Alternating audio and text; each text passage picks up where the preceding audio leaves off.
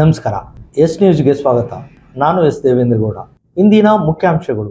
ಸಿಂಧನೂರು ತಾಲೂಕು ಅಭಿವೃದ್ಧಿಯ ಹಿತದೃಷ್ಟಿಯಿಂದ ಹಂಪನಗೌಡರಿಗೆ ಸಚಿವ ಸ್ಥಾನ ಸಿಗಬೇಕಿತ್ತು. ಕೆ ವಿರೂಪಾಕ್ಷಪ್ಪ. ಆಗಸ್ಟ್ 10ರೊಳಗೆ ಎಡದಂಡೆ ನಾಲೆಗೆ ನೀರು ಬಿಡದಿದ್ದರೆ ಬೃಹತ್ ಹೋರಾಟ. ಸರ್ಕಾರಕ್ಕೆ ನಾಡಗೌಡ ಎಚ್ಚರಿಕೆ. ಗರ್ಭನಾಳ ಮರು ಜೋಡಣೆ ಮಾಡಿದ ಮೊದಲ ಸಮುದಾಯ ಆರೋಗ್ಯ ಕೇಂದ್ರ ತುರ್ವಿಹಾಳ್. ಡಾಕ್ಟರ್ ನಾಗರಾಜ್ ಕಾಟ್ವಾ. ಮಹಾಶಾಸನ ಆದಾಯ ಮಿತಿ ಕಡಿತ ವಿರೋಧಿಸಿ ವಿಕಲಚೇತನರ ಪ್ರತಿಭಟನೆ. ಬಿಬಿ ರಾಮ್ಜಿ ಯೋಜನೆ ರದ್ದುಗೊಳಿಸಿ ರಾಜ್ಯ ಹಾಗೂ ಜಿಲ್ಲೆ ಬರಪೀಡಿತವೆಂದು ಘೋಷಿಸಿ ಡಿಎಚ್ ಪೂಜಾರ್.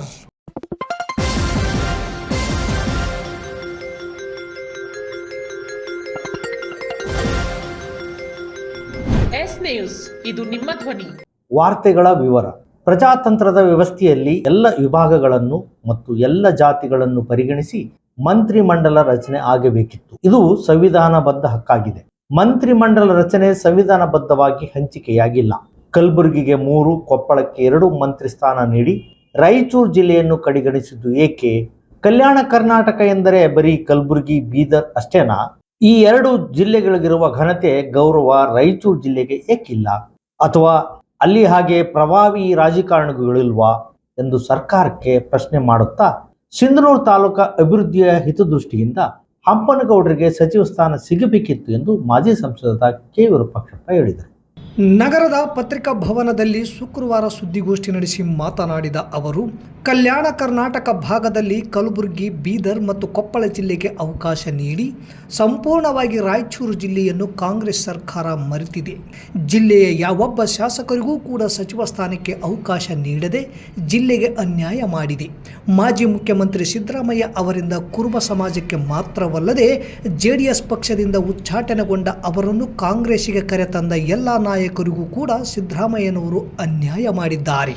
ಸಿದ್ದರಾಮಯ್ಯನವರ ನೇಚರ್ ಹೆಂಗಂದ್ರೆ, ನನ್ನ ಜೊತೆಗೆ ಬೇರೆಯವರು ಯಾರೂ ಬರಬಾರದೆಂದು ಬಹಳ ಬುದ್ಧಿವಂತಿಕೆಯಿಂದ ಮಾಡಿಕೊಂಡು ಬಂದಿದ್ದಾರೆ. ಕುರುಬ ಸಮಾಜದ ಯಾವೊಬ್ಬ ಮುಖಂಡರನ್ನು ಸಹ ಸಿದ್ದರಾಮಯ್ಯ ಬೆಳೆಸಲಿಲ್ಲ. ತನ್ನ ಅಧೀನದಲ್ಲಿರುವವರಿಗೆ ಅವಕಾಶ ಕೊಟ್ಟಿದ್ದು ಬಿಟ್ಟರೆ ಉತ್ತರ ಕರ್ನಾಟಕದ ಕುರುಬ ಸಮಾಜಕ್ಕೆ ಅವರ ಕೊಡುಗೆ ಶೂನ್ಯವಾಗಿದೆ. ಉತ್ತರ ಕರ್ನಾಟಕದ ಕುರುಬರಿಂದಲೇ ಬೆಳೆದ ಸಿದ್ದರಾಮಯ್ಯ ಈ ಭಾಗದ ಕುರುಬ ಸಮುದಾಯದ ಜನರನ್ನು ಮರೆತು ತಮ್ಮ ಪುತ್ರನ ವ್ಯಾಮೋಹ ಹಾಗೂ ಚಮಚಗಿರಿ ಮಾಡುವವರಿಗೆ ಸಚಿವ ಸ್ಥಾನ ಕೊಡಿಸುವ ಮೂಲಕ ಈ ಭಾಗದ ಕುರುಬ ಸಮಾಜದ ಅನೇಕ ಮುಖಂಡರಿಗೆ ಅನ್ಯಾಯ ಮಾಡಿದ್ದಾರೆ.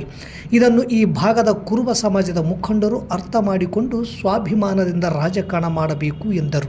ಕುರುಬ ಸಮುದಾಯ ಎಸ್ಟಿಗೆ ಸೇರ್ಪಡೆ ಮಾಡಬೇಕೆಂದು ಈಗಾಗಲೇ ಹಾಲುಮತ ಸಮಾಜದ ಕಾಗಿನೆಲೆ ಶ್ರೀಗಳ ನೇತೃತ್ವದಲ್ಲಿ ಕೇಂದ್ರ ಸರ್ಕಾರದ ಮೇಲೆ ಬಹಳಷ್ಟು ಒತ್ತಡ ಹಾಕಿದ್ದು, ಉತ್ತರ ಕರ್ನಾಟಕದ ಕುರುಬ ಸಮುದಾಯವು ಬಿಜೆಪಿಗೆ ಬೆಂಬಲಿಸುವ ಮೂಲಕ ಎಸ್ಟಿಗೆ ಸೇರ್ಪಡೆಯಾಗಲು ಪ್ರಯತ್ನಿಸಬೇಕು ಎಂದರು.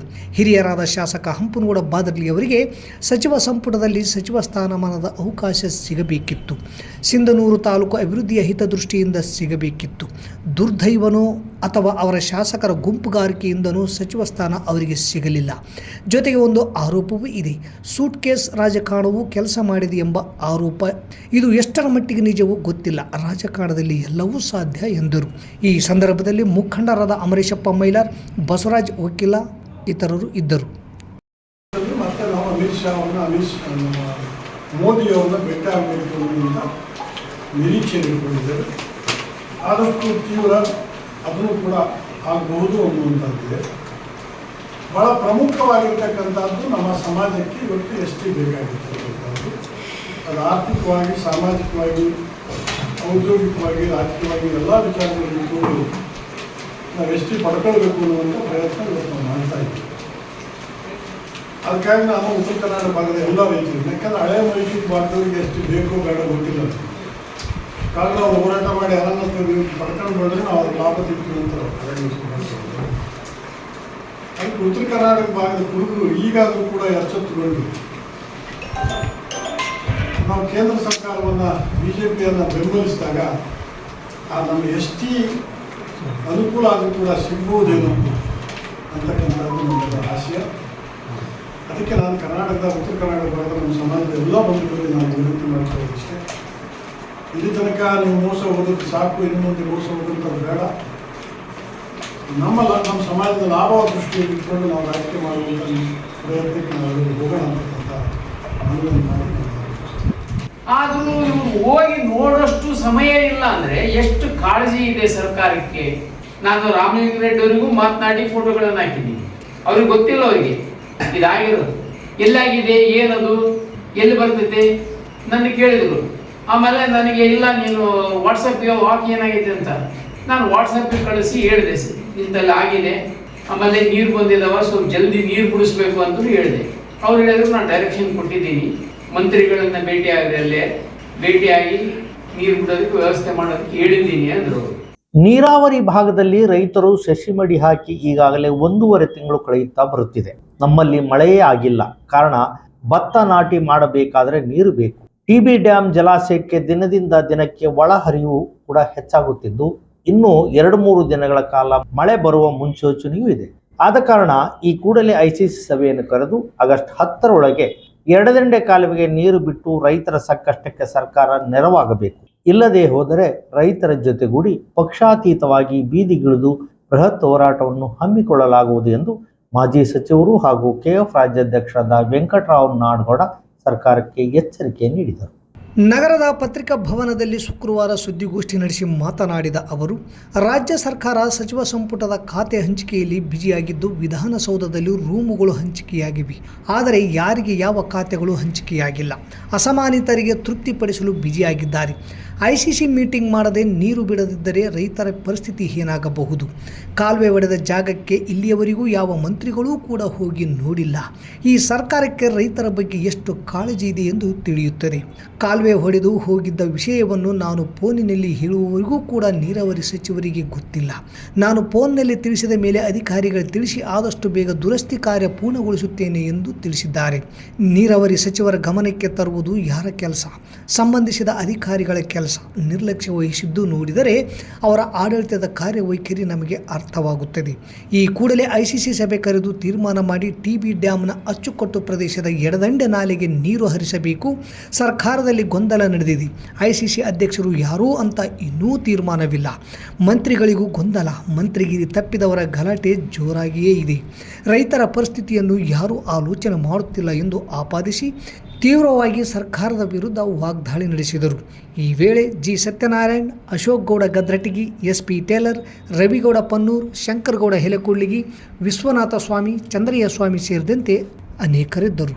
ನೀವು 1-2 ದಿನ ಮೀಟಿಂಗ್ ಮಾಡಿ 10ನೇ ತಾರೀಕು ಅನ್ನೋದ್ರಾಗ ನೀವು ಮೀಟಿಂಗ್ ಮಾಡಿ 12ಕ್ಕೆ ಬಿಡ್ತಿರೋ 11ಕ್ಕೆ ಬಿಡ್ತಿರೋ ಏನಂತ ಒಂದು ಹೇಳ್ರಿ. ಎಲ್ಲರೂ ಗೊಂದಲದಾಗದಾರಿ. ನಾವು ಲೀಡರ್ಗಳು ಗೊಂದಲದಾಗದೀವಿ, ರೈತರು ಗೊಂದಲದಾಗದಾರ. ದಿನ ಫೋನ್ ಮಾಡಿ ಕೇಳ್ತಾರ, ಅಲ್ರಿ ಯಾವ ಬಿಡ್ತಾರ್ರಿ ನೀರು? ಐಸಿಸಿ ಆಯ್ತೇನ್ರಿ? ಅದು ಯಾವ ಹಾಕ್ಬಿಟ್ಟಾನ 12ನೇ ತಾರೀಕಿಗೆ ಐಸಿಸಿ ಅಂತೇಳಿ. ನಾನು ಅದಕ್ಕೆ ಕೇಳಿದೆ 12 ಇರ್ತಲ್ಲ ಅಂತ. ಇಲ್ಲ ಸರ್, ಅದು ಯಾರು ಹಾಕ್ಯಾರ ಹೆಂಗೆ ಯಾವತ್ತೋ ಒಂದು ಶರಣ ಹಾಕ್ಬಿಟ್ಟು ಗಣತ ಓಡಾಡ್ತದ. 12ನೇ ತಾರೀಕು ಐಸಿಸಿ ಫೈನಾನ್ಸಿಯಲ್ ಆಯ್ತು, ಏನು ಎದುರು ಸಲುವಾಗಿ ಆಗುತ್ತೆ ಡಿಲೇ ಏನು ಅಂತ. ಅದು ಏನಾದರೂ ಮಾಡಿ 1 ದಿವಸ 2 ದಿವಸದಾಗ ಮುಗಿಸೋದು ಕೆಲಸ. ಅದು ಬಹಳ ದೊಡ್ಡ ಕೆಲಸ ಏನಿಲ್ಲ. ಸಮುದಾಯ ಆರೋಗ್ಯ ಕೇಂದ್ರ ತುರುವಾಳ್ನಲ್ಲಿ ಇಂದು ಗರ್ಭನಾಳ ಮರುಜೋಡಣೆ ಶಸ್ತ್ರಚಿಕಿತ್ಸೆಯನ್ನು ಯಶಸ್ವಿಯಾಗಿ ಮಾಡಲಾಗಿದೆ. ಈ ರೀತಿ ಚಿಕಿತ್ಸೆ ಕರ್ನಾಟಕ ರಾಜ್ಯದ ಮೊಟ್ಟ ಮೊದಲ ಸಮುದಾಯ ಆರೋಗ್ಯ ಕೇಂದ್ರ ತುರುವೇಹಳ್ಳಿನಲ್ಲಿ ನಡೆದಿದೆ ಎಂದು ಡಾಕ್ಟರ್ ನಾಗರಾಜ್ ಕಾಟುವ ಪ್ರಕಟಣೆಯಲ್ಲಿ ತಿಳಿಸಿದ್ದಾರೆ. ಗರ್ಭನಾಳ ಮರುಜೋಡಣೆ ಶಸ್ತ್ರಚಿಕಿತ್ಸೆಯನ್ನು ಸಂತಾನಹರಣ ಶಸ್ತ್ರಚಿಕಿತ್ಸೆಯಾದ ನಂತರ ಒಂದು ಮಗುವಿದ್ದು ಮತ್ತೊಂದು ಮಗುವನ್ನು ಬಯಸಿದರೆ ಮತ್ತು ಒಂದು ಮಗು ಇದ್ದು ಆ ಮಗು ತೀರಿ ಹೋಗಿ ಮತ್ತೊಂದು ಪಡೆಯಲು ಇಚ್ಛಿಸಿದರೆ ಹಾಗೂ ವಿಧವೆಯಾಗಿದ್ದು ಮತ್ತೊಂದು ಮದುವೆಯಾಗಿದ್ದು ಅವರು ಮಗುವನ್ನು ಪಡೆಯಲು ಬಯಸಿದರೆ ಇಂತಹ ಸಂದರ್ಭಗಳಲ್ಲಿ ಈ ಗರ್ಭನಾಳ ಮರುಜೋಡಣೆ ಶಸ್ತ್ರಚಿಕಿತ್ಸೆಯನ್ನು ಮಾಡಲಾಗುತ್ತದೆ. ಇಲ್ಲವೇ IVFಗೆ ಮೊರೆ ಹೋಗಬೇಕಾಗುತ್ತದೆ. ಕೃತಕ ಗರ್ಭಧಾರಣೆಗೆ ಹೆಚ್ಚಿನ ಹಣದ ಅವಶ್ಯಕತೆ ಇದೆ. ಸುಮಾರು 2-3 ಲಕ್ಷ ಬೇಕಾಗುತ್ತದೆ. ಇದು ಗರ್ಭನಾಳ ಮರುಜೋಡಣೆಗೂ ಖಾಸಗಿ ಆಸ್ಪತ್ರೆಯಲ್ಲಿ ಇಷ್ಟೇ ವೆಚ್ಚವಾಗುತ್ತದೆ. ಆದರೆ ನಮ್ಮ ಸಮುದಾಯ ಆರೋಗ್ಯ ಕೇಂದ್ರದಲ್ಲಿ ಉಚಿತವಾಗಿ ಮಾಡಲಾಗಿದೆ. ಈ ಗರ್ಭನಾಳ ಚಿಕಿತ್ಸೆಗೆ ಯಶಸ್ವಿಗೆ ನನ್ನ ಜೊತೆ ಡಾಕ್ಟರ್ ಕೋನಿಕಾ ಅರವಳಿಕೆ ತಜ್ಞರು, ವಿರೂಪಾಕ್ಷಪ್ಪ ಟಿ ವೈದ್ಯಾಧಿಕಾರಿಗಳು, ಶುಶ್ರೂಷಾಧಿಕಾರಿಗಳಾದ ಮಮತಾ, ಹಸೀನಾ, ಸೈನಾ ಜಬಿ, ಡಿ ಗ್ರೂಪ್ ಸಿಬ್ಬಂದಿ ಕೆ ರೂಪಾ, ಬಸವರಾಜ್, ಶರಣಬಸಪ್ಪ, ದುರ್ಗಮ್ಮ, ಹನುಮಮ್ಮ, ಆಶಾ ಕಾರ್ಯಕರ್ತೆ ರೇಣುಕಾ ಅವರು ಸಹಕರಿಸಿದ್ದಾರೆ ಎಂದು ತಿಳಿಸಿದ್ದಾರೆ. ಈ ವಿಷಯ ತಿಳಿದ ಶಾಸಕರಾದ ಆರ್ ಬಸನಗೌಡ ತುರ್ಬಿಹಾಳ್ ಅವರು ಆಸ್ಪತ್ರೆಗೆ ಆಗಮಿಸಿ ರೋಗಿಯ ಆರೋಗ್ಯ ವಿಚಾರಿಸಿ ಈ ಕಾರ್ಯ ನೆರವೇರಿಸಿದ ಡಾಕ್ಟರ್ ನಾಗರಾಜ್ ಮತ್ತು ಎಲ್ಲ ಸಿಬ್ಬಂದಿ ತಂಡವನ್ನು ಶ್ಲಾಘಿಸಿದರು. ಅದೇ ರೀತಿ ತಾಲೂಕಾ ಮತ್ತು ಜಿಲ್ಲಾ ಮಟ್ಟದ ಆರೋಗ್ಯ ಮತ್ತು ಕುಟುಂಬ ಕಲ್ಯಾಣ ಅಧಿಕಾರಿಗಳು ಪ್ರಶಂಸೆ ವ್ಯಕ್ತಪಡಿಸಿದ್ದಾರೆ. ವಿಕಲಚೇತನರ, ವೃದ್ಧರ ಹಾಗೂ ವಿಧವೆಯರ ಮಾಸಾಸನ ನಿಲುಗಡೆ ಕಡಿತ, ಮತ್ತು ಹಾಸ್ಯಾಸ್ಪದ ಆದಾಯ ಮಿತಿಯನ್ನು ವಿರೋಧಿಸಿ ಕರ್ನಾಟಕ ರಾಜ್ಯ ವಿಶೇಷಚೇತನರ ನಗರ ಹಾಗೂ ಗ್ರಾಮೀಣ ಭಾಗದ ಪುನರ್ವಸತಿ ಕಾರ್ಯಕರ್ತರಿಂದ ನಗರದ ತಹಸೀಲ್ದಾರ್ ಕಚೇರಿ ಮುಂದೆ ಪ್ರತಿಭಟಿಸಿ ತಹಸೀಲ್ದಾರ್ ಮೂಲಕ ಮುಖ್ಯಮಂತ್ರಿಗಳಿಗೆ ಮನವಿ ಪತ್ರ ಸಲ್ಲಿಸಿದರು. ರಾಜ್ಯ ಸರ್ಕಾರ ಸಾಮಾಜಿಕ ಭದ್ರತೆ ಯೋಜನೆಗಳು ನೀಡಲಾಗುವ ಮಾಸಾಸನಕ್ಕೆ ವಾರ್ಷಿಕ ಆದಾಯ ಮಿತಿಯನ್ನು 32,000ಕ್ಕೆ ನಿಗದಿಪಡಿಸಿದೆ. ಈ ಅವೈಜ್ಞಾನಿಕ ಆದಾಯ ಮಿತಿಯನ್ನು ನೆಪವೊಡ್ಡಿ ರಾಜ್ಯದಾದ್ಯಂತ ಲಕ್ಷಾಂತರ ವಿಕಲಚೇತನರ ಮಾಸಾಸನವನ್ನು ತಡೆ ಹಿಡಿಯಲಾಗಿದೆ. ಇದರ ಜೊತೆಗೆ ಸಮಾಜದ ಅತ್ಯಂತ ಅಸಹಾಯಕ ವರ್ಗಗಳಾದ ವೃದ್ಧರ ವೃದ್ಧಾಪ್ಯ ವೇತನ ಹಾಗೂ ಶೋಷಿತ ಮಹಿಳೆಯರ ವಿಧವಾ ವೇತನವನ್ನು ಸಹ ಬಹಳ ಪ್ರಮಾಣದಲ್ಲಿ ಕಡಿತಗೊಳಿಸಲಾಗಿದೆ. ಕುಟುಂಬದ ವಾರ್ಷಿಕ ವರಮಾನ ಮಿತಿ 32,000 ಎನ್ನುವುದು ತಿಂಗಳಿಗೆ ಕೇವಲ 27,000ಕ್ಕಿಂತ ಕಡಿಮೆಯಾಗಿದೆ. ಇಂದಿನ ದಿನ ಬಳಕೆ ವಸ್ತುಗಳ ಬೆಲೆ ಏರಿಕೆಯ ಕಾಲದಲ್ಲಿ ಇಷ್ಟು ಕಡಿಮೆ ಹಣದಲ್ಲಿ ಒಬ್ಬ ವ್ಯಕ್ತಿ ಜೀವನ ನಡೆಸುವುದು ಅಸಾಧ್ಯವಾಗಿರುವಾಗ ಇದನ್ನು ಇಡೀ ಕುಟುಂಬದ ಆದಾಯ ಮಿತಿ ಎಂದು ಪರಿಗಣಿಸುವುದು ಅತ್ಯಂತ ಆಶಾಸ್ಪದವಾಗಿದೆ. ವಾರ್ಷಿಕ ಆದಾಯದ ಮಾನದಂಡವನ್ನು ಕೂಡಲೇ ರದ್ದುಗೊಳಿಸಬೇಕು. ಕನಿಷ್ಠ BPL ರೇಷನ್ ಕಾರ್ಡ್ಗೆ ಅನ್ವಯಿಸುವ 1,20,000ಗಳ ವಾರ್ಷಿಕ ಆದಾಯ ಮಿತಿಯನ್ನು ವಿಕಲಚೇತನರ ವೃದ್ಧಾಪ್ಯ ಹಾಗೂ ವಿಧವಾ ಮಾಸಾಸನಕ್ಕೂ ಅನ್ವಯಿಸಬೇಕು ಸೇರಿದಂತೆ ಇನ್ನಿತರೆ ಬೇಡಿಕೆಗಳನ್ನು ಈಡೇರಿಸುವಂತೆ ಒತ್ತಾಯಿಸಿದರು. ಈ ಸಂದರ್ಭದಲ್ಲಿ ಜಿಲ್ಲಾಧ್ಯಕ್ಷ MD ಹುಸೇನ್ ಸಾಬ್, ಮಾಯಪ್ಪ ಮಲ್ಲಾಪುರ್, MRW ಬಸವರಾಜ್ ಸಾಸ್ಲಮರಿ, ಜಿಲ್ಲಾಧ್ಯಕ್ಷರಾದ ದೇವೇಂದ್ರಗೌಡ, ತಾಲೂಕಾಧ್ಯಕ್ಷ ಹನುಮಂತ ಗಿಣಿವಾರ್, ಪ್ರಕಾಶ್ ಸೋಮಲಾಪುರ, ಶಕೀಲ್ ಸಾಬ್ ರಾಮತ್ನಾಳ್, ಕೆ ಬೀರಪ್ಪ ಗೊರೆಬಾಳ್, ಭೀಮರಾಯ್, ತಿಮ್ಮಣ್ಣ ಮಾರ್ಸಿರ್ವಾರ್, ರಮೇಶ್ ಗಾಂಧಿನಗರ, ಸಾಬಮ್ಮ, ಹನುಮಂತ, ರಾಮಣ್ಣ, ಮಾಂತೇಶ್, ಗಿರಿರಾಜ್, ಕೃಷ್ಣಪ್ಪ, ಸಾಹೇಬಿ, ಹನುಮರೆಡ್ಡಪ್ಪ, ಬಸಪ್ಪ, ಮಲ್ಲಿಕಾರ್ಜುನ್, ರಾಮಣ್ಣ, ನವಾಬ್ ತುರ್ವಿಹಾಳ ಸೇರಿದಂತೆ ಅನೇಕ ವಿಕಲಚೇತನರಿದ್ದರು. ರಾಯಚೂರು ಜಿಲ್ಲೆಯಲ್ಲಿ 90% ಮಳೆಯ ಕೊರತೆಯಿಂದಾಗಿ ರೈತರು ಮೊದಲ ಮಳೆಗೆ ಬಿತ್ತಿದ ಬೆಳೆಯು ಸಂಪೂರ್ಣ ನಷ್ಟವಾಗಿದ್ದು, ರಾಜ್ಯ ಸರ್ಕಾರ ಜಿಲ್ಲೆ ಹಾಗೂ ರಾಜ್ಯವನ್ನು ಬರಪೀಡಿತವೆಂದು ಘೋಷಿಸಬೇಕೆಂದು CPIML ಮಾಸ್ ಲೈನ್ ಮತ್ತು ರೈತ ಮುಖಂಡ DH ಪೂಜಾರ್ ಆಗ್ರಹಿಸಿದರು. ನಗರದ ಪತ್ರಿಕಾ ಭವನದಲ್ಲಿ ಪತ್ರಿಕಾಗೋಷ್ಠಿಯಲ್ಲಿ ಮಾತನಾಡಿದ ಅವರು, ರಾಜ್ಯ ಸರ್ಕಾರ ಕೇಂದ್ರ ಸರ್ಕಾರದ ಮಾನದಂಡಗಳಿಗೆ ಹಾಗೂ ಪರಿಹಾರದ ಹಣಕ್ಕಾಗಿ ಕಾಯುತ್ತಾ ಕುಳಿತರೆ ಜನರು ಹಸಿವಿನಿಂದ ಸಾಯುತ್ತಾರೆ. ಈ ಹಿಂದೆ ಮನ್ರೇಗಾ ಕಾಮಗಾರಿ ನಡೆಯುತ್ತಿದ್ದರಿಂದ ಬರಗಾಲದಲ್ಲಿ ಗ್ರಾಮೀಣ ಭಾಗದ ಜನರಿಗೆ ಒಂದೊತ್ತಿನ ಊಟವೂ ಸಿಗುತ್ತಿತ್ತು. ಆದರೆ ಈ ಯೋಜನೆಯನ್ನು ಜಾರಿಗೊಳಿಸಿದ್ದರಿಂದ ರೈತರ ಬಡವರ ಅನ್ನವನ್ನು ಕಸಿದುಕೊಂಡಂತಾಗಿದೆ. ಇದಲ್ಲದೆ VB ರಾಮ್ಜಿ ಹೊಸ ಯೋಜನೆಯಿಂದಾಗಿ ಕಳೆದ 5 ತಿಂಗಳಿಂದ ಜಿಲ್ಲೆಯ ಯಾವುದೇ ಭಾಗದಲ್ಲಿ ಉದ್ಯೋಗ ಖಾತ್ರಿ ಕಾಮಗಾರಿ ಆರಂಭಗೊಂಡಿರುವುದಿಲ್ಲ. ಇದಲ್ಲದೆ PDO ಇತರೆ ಅಧಿಕಾರಿಗಳಿಗೆ ಹೊಸ ನಿಯಮಾವಳಿಗಳಿಂದ ಗೊಂದಲ ಉಂಟಾಗಿದೆ. ಹಾಗಾಗಿ ಸರ್ಕಾರ VB ರಾಮ್ಜಿ ಯೋಜನೆಯನ್ನು ರದ್ದುಗೊಳಿಸಿ ಹಳೆಯ ಮನ್ರೇಗಾ ಯೋಜನೆ ಮೂಲಕ ತಕ್ಷಣ ಗ್ರಾಮೀಣ ಭಾಗದಲ್ಲಿ ಕಾಮಗಾರಿ ಆರಂಭಿಸಿ ಹಸಿದ ಜನರಿಗೆ ಅನ್ನ ಕೊಡುವ ಕೆಲಸ ಮಾಡಬೇಕು ಎಂದು ಆಗ್ರಹಿಸಿದರು. ತುಂಗಭದ್ರಾ ಜಲಾಶಯದಲ್ಲಿ ಈಗಾಗಲೇ 70 TMC ನೀರು ಸಂಗ್ರಹವಾಗಿದೆ. ಆದರೆ ಮೈಲಾಪುರ ಬಳಿ ಮುಖ್ಯ ಕಾಲುವೆ ಒಡೆದಿದ್ದರಿಂದ ಕಾಲುವೆಗೆ ನೀರು ಹರಿಸಲು ಅಡ್ಡಿಯಾಗಿದೆ. ಅಧಿಕಾರಿಗಳ ನಿರ್ಲಕ್ಷ್ಯತೆಯಿಂದ ಕಾಲುವೆ ರಿಪೇರಿ ಕಾರ್ಯ ವಿಳಂಬವಾಗಿದೆ. ತಕ್ಷಣ ರಿಪೇರಿ ಮಾಡಿ ಕಾಲುವೆಗೆ ನೀರು ಹರಿಸಿ ರೈತರು ಬೆಳೆ ಬೆಳೆಯಲು ಅನುಕೂಲ ಮಾಡಬೇಕು. ತುಂಗಭದ್ರಾ ಜಲಾಶಯದ ಮುಖ್ಯ ಕಾರ್ಯಪಾಲಕ ಅಭಿಯಂತರರು ಹಾಗೂ ಆಡಳಿತ ಮಂಡಳಿ ಜಿಲ್ಲೆಯ ಜನರಿಗೆ ಸುಳ್ಳು ಮಾಹಿತಿ ಕೊಡುತ್ತಾ ವಂಚಿಸುವ ಕಾರ್ಯ ಮಾಡುತ್ತಿದ್ದಾರೆ. ಡೆಡ್ ಸ್ಟೋರೇಜ್ 15 TMC ಹಾಗೂ 19 TMC ಕುಡಿಯಲು ನೀರು ಬೇಕಾಗುತ್ತದೆ ಎಂದು ಗೊಂದಲ ಹೇಳಿಕೆ ಕೊಡುತ್ತಿದ್ದಾರೆ. ಕೊಪ್ಪಳ, ವಿಜಯನಗರದ ಜಲಾಶಯದ ಸುತ್ತಮುತ್ತಲಿನ ಕಾರ್ಖಾನೆಗಳಿಗೆ ಅಕ್ರಮವಾಗಿ ನೀರು ಹರಿಸುವ ಉದ್ದೇಶದಿಂದ ಈ ರೀತಿ ಸುಳ್ಳು ಮಾಹಿತಿ ಕೊಡಲಾಗುತ್ತಿದೆ. ಸರ್ಕಾರ ಇಂತಹ ಅಧಿಕಾರಿಗಳ ವಿರುದ್ಧ ಶಿಸ್ತು ಕ್ರಮ ಜರುಗಿಸಿ ರೈತರ ಬೆಳೆಗೆ ಸಮರ್ಪಕ ನೀರು ಕೊಡಲು ಮುಂದಾಗಬೇಕು ಎಂದು ತಿಳಿಸಿದರು. ಈ ಸಂದರ್ಭದಲ್ಲಿ ಕರ್ನಾಟಕ ರೈತ ಸಂಘ ರಾಜ್ಯ ಕಾರ್ಯದರ್ಶಿ ಚಿಟ್ಟಿಬಾಬು ಬೂದಿವಾಳ ಕ್ಯಾಂಪ್, ರಾಜ್ಯ ಉಪಾಧ್ಯಕ್ಷ ಶೇಖರಯ್ಯ ಗೆಜ್ಜಲ್ಘಟ್ಟ, ತಾಲೂಕು ಅಧ್ಯಕ್ಷ Ramesh Patil Bergi, CPIML mass line Raichur ಜಿಲ್ಲಾ ಕಾರ್ಯದರ್ಶಿ BN ಯರ್ದ್ಯಾಳ್ ಇದ್ದರು. ಈ ವಿಡಿಯೋಗಳು ಕೂಡ ಕೆಲವು ಕಡೆ ಸ್ಟ್ರೈಕ್ ಮಾಡಿದ್ದಾರೆ. ನಿಮ್ಗೆ ಅರ್ಥ ಇಲ್ಲ. ವಿಡಿಯೋ ಹುಬ್ಬಳ್ಳಿ ಭಾಗದಲ್ಲಿ VB ರಾಮ್ಜಿಗೆ ಸಂಬಂಧಪಟ್ಟಾಗ ವಿಡಿಯೋಗಳು ನಾವು ಕೆಲಸನೇ ಮಾಡಲ್ಲ ಅಂತ ಹೇಳ್ಬಿಟ್ಟು ರಾಜೀನಾಮೆ ಕೊಟ್ಟಿರ್ತಕ್ಕಂಥದ್ದು.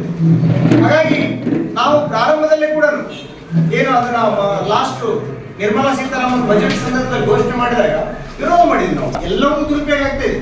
ಇದು ಒಂದೇ ಅಷ್ಟೇ ದುರುಪಯೋಗ ಆಗ್ತಾ ಇಲ್ಲ. ಎಲ್ಲಿ ಭ್ರಷ್ಟಾಚಾರ ಇರ್ತದೋ, ಎಲ್ಲಿ ಅನ್ಯಾಯ ಇರ್ತದೋ ಸತ್ತ ಉತ್ತರ ಮತ್ತು ಆತ್ಮಹತ್ಯೆ ಮಾಡಿಕೊಳ್ತಕ್ಕಂಥದ್ದು. ಯಾಕಂದ್ರೆ ಜಿಲ್ಲೆಯಲ್ಲಿ, ರಾಯಚೂರು ಜಿಲ್ಲೆಯಲ್ಲಿ 90% ಮಳೆ ಕಡಿಮೆ ಆಗಿದೆ. ಸರ್ಕಾರದವರು, ಅಧಿಕಾರಿಗಳು 60%, 55% ಈ ರೀತಿಯೆಲ್ಲ ಹೇಳ್ತಾರೆ. ಎಲ್ಲಿ ಕೂಡ ಇಲ್ಲ. ರಾಜ್ಯದಲ್ಲಿ ಕೆಲವು ಕಡೆ 90%, ಕೆಲವು ಕಡೆ 70% ಈ ರೀತಿ ಮಳೆ ಕಡಿಮೆ ಆಗಿದೆ. ಹಾಗಾಗಿ ನಮ್ಮ ಒತ್ತಾಯ ಏನಂದ್ರೆ ರಾಜ್ಯ ಮಟ್ಟದಲ್ಲಿ ಮತ್ತು ಜಿಲ್ಲಾ ಮಟ್ಟದಲ್ಲಿ VB ರಾಮ್ಜಿನ ಬಹಳ ಇದು ಕಂಪಲ್ಸರಿ ಜಾರಿಗೊಳಿಸಬೇಕು, ಉದ್ಯೋಗ ಕೊಡಬೇಕಂತ.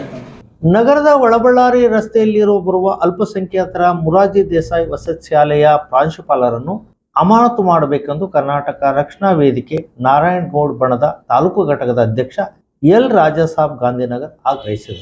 ನಗರದ ಪತ್ರಿಕಾ ಭವನದಲ್ಲಿ ಶುಕ್ರವಾರ ಸುದ್ದಿಗೋಷ್ಠಿ ನಡೆಸಿ ಮಾತನಾಡಿದ ಅವರು, ವಸತಿ ನಿಲಯದಲ್ಲಿ ವಿದ್ಯಾರ್ಥಿಗಳಿಗೆ ಕಳಪೆ ಮಟ್ಟದ ಆಹಾರವನ್ನು ನೀಡುವ ಮೂಲಕ ಕರ್ತವ್ಯ ಲೋಪ ಎಸಗಿದ್ದು, ಇದರಿಂದಾಗಿ ಅನೇಕ ವಿದ್ಯಾರ್ಥಿಗಳ ಆರೋಗ್ಯದಲ್ಲಿ ಏರುಪೇರಾಗಿದೆ. ಈ ಬಗ್ಗೆ ಶಾಸಕರು, ವಿವಿಧ ಸಂಘ ಸಂಸ್ಥೆಗಳ ಮುಖಂಡರು ಸ್ವತಃ ವಸತಿ ನಿಲಯಕ್ಕೆ ಭೇಟಿ ನೀಡಿ ಪರಿಶೀಲನೆ ನಡೆಸಿದ್ದಾರೆ.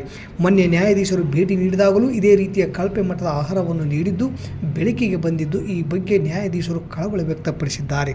ಆದರೆ ಇದುವರೆಗೂ ಪ್ರಾಂಶುಪಾಲರ ಮೇಲೆ ಯಾವುದೇ ಕ್ರಮ ಆಗದೇ ಇರುವುದು ಅನುಮಾನ ಮೂಡಿಸಿದೆ. ಕೂಡಲೇ ಇಲ್ಲಿನ ಪ್ರಾಂಶುಪಾಲರನ್ನು ಅಮಾನತುಗೊಳಿಸಬೇಕು, ಇಲ್ಲವಾದರೆ ಮುಂದಿನ ದಿನಗಳಲ್ಲಿ ಉಗ್ರ ಹೋರಾಟ ಹಮ್ಮಿಕೊಳ್ಳಲಾಗುವುದು ಎಂದು ತಿಳಿಸಿದರು. ಈ ಸಂದರ್ಭದಲ್ಲಿ ಕರವೇ ಪದಾಧಿಕಾರಿಗಳಾದ ಕಾಳಪ್ಪ ಮೇಸ್ತ್ರಿ, ಸುರೇಶ್ RX, ಬಾಸುಸಾಬ್, ರವಿಕುಮಾರ್ ಇತರರು ಇದ್ದರು. ಇಲ್ಲಿಗೆ ವಾರ್ತಾ ಪ್ರಸಾರ ಮುಕ್ತಾಯವಾಯಿತು. ನಿರಂತರ ಸುದ್ದಿಗಾಗಿ ವೀಕ್ಷಿಸಿ ಎಸ್ ನ್ಯೂಸ್. ಇದು ನಿಮ್ಮ ಧ್ವನಿ. ನಮಸ್ಕಾರ.